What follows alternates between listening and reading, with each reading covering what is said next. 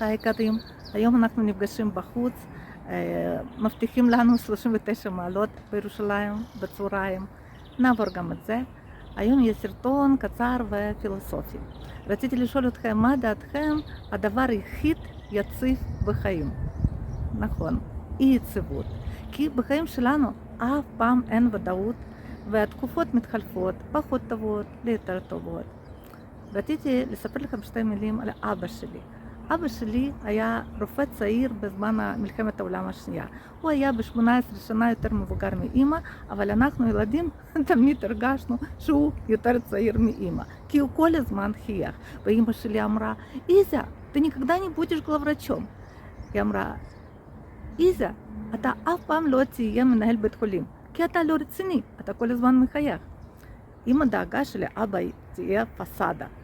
אבל אבא שלי כנראה היה פילוסוף, לא רק רופא טוב, הוא היה פילוסוף והוא ידע, אלו חיים לא פשוטים כמו אצל כל אחת מאיתנו. והוא ידע שהחיים האלה הם זמניים, וכל דבר הוא קיבל כאילו בפעם הראשונה. מים, דשא, הוא חייך לכל עץ, הוא התחבק עם כל מנקי רחוב, ובטח זה שיגע את אמא. הוא אפילו אכל עם הצליל כזה, מרוב התענוג. וואי, איזה יופי. הכלב עובר, מה אני מתנשם. עכשיו, ואמא השתגעה, ואני מבינה אותו.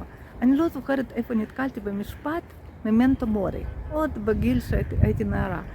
זה ממש עשה עליי רושם. ממנטו מורי, תזכור שאתה בן תמותה. וכמה פעמים במשך היום אני באמת נזכרת במשפט הזה. ואני לא יודעת מה יהיה אחרי שנמות, אבל בטוח, לא בטוח גם, יכול להיות שיש עולמות מקבילים. אבל בכל זאת אני חושבת שכדאי כל יום למצוץ כמו סוכריה. ככה אבא שלי היה עושה. מוצץ כל יום כמו סוכריה. אפילו עם הצליל אותו, לא אשכח. עכשיו, בתקופה הזאת, במיוחד שחיים באי ודאות, אנחנו קשורים לטלוויזיה, ובאמת חסר לנו נתונים. בגלל זה מלחיץ עוד יותר. ואנחנו צריכים לסמוך על אחרים, זה גם מלחיץ, חוסר שליטה הזאת. אבל מה שקשור בנו, מה שתלוי בנו, זה לפחות לשמור על השפיות, לשמור על הבריאות פיזית ונפשית. זה תרומה קטנה, כמו שפעם אמרתי בסרטון גם בחוץ, תרומה קטנה לחברה שלנו. אוקיי, חומר למחשבה.